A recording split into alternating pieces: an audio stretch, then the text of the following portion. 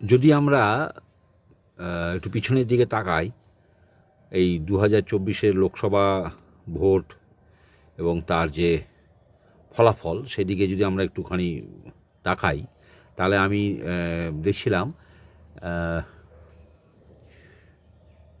বিধানসভা অনুযায়ী, গত লোকসভা ভোটে বিধানসভা অনুযায়ী তৃণমূল 192টা সিটে জয়ী, বিধানসভা সিটে। আর সেখানে বিজেপি জয়ী 90টা সিটে, বিজয়ী জয়ী 90টা সিটে, তৃণমূল জয়ী 192টা সিটে। আর 11টা বা 12টা হচ্ছে কংগ্রেসের। এই ছিল অবস্থা।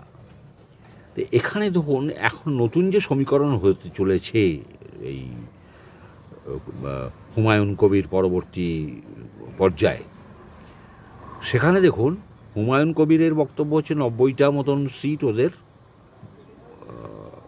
ইসলামী মুসলিম অধ্যুষিত, সেগুলো ওরা জোটবদ্ধভাবে আরও যেসব মুসলিম দল আছে এবং তথাকথিত দুইটি যে মুসলিম দল, একটা হচ্ছে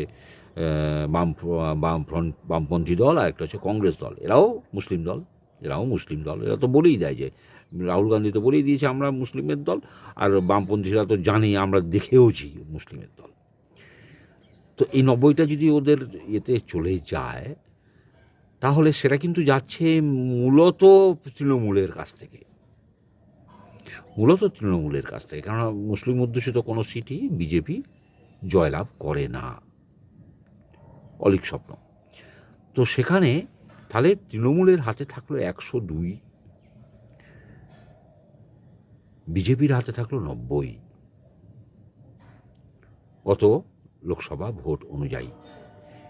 এরপরে আমাদের এগিয়ে যাওয়ার যে অঙ্কটা করতে হবে, এখানে স্পষ্টতই এসআইআরের ফলে ধরুন 60 লক্ষ মতন নাম বাদ গেছে। আমি ধরলাম, আমি আশা করছি ওটা 1 কোটি ছোঁবে, 1 কোটির মানে কাছাকাছি ঘোরাফেরা করবে। যদি নাও করে 75 লাখ তো হবেই, টোটাল নাম যে বাদ যাবে 75 লাখ তো হবেই। সেটা একটা। আরেকটা হচ্ছে যে আপনার মুসলিম ভোট কিন্তু ভাগ হবে না। আপনারা কখনোই ভাববেন না যে মুসলিম ভোট ভাগ হবে। মুসলিম ভোট ভাগ হয় না, ওরা জানে কীভাবে ভোট দিতে হয়। তাহলে বিজেপির লড়াইটা আর তৃণমূলের লড়াইটা যে জায়গায় এসে দাঁড়ালো, এরপর কি হতে পারে সেই নিয়ে আমি খুব শীঘ্রই আসছি।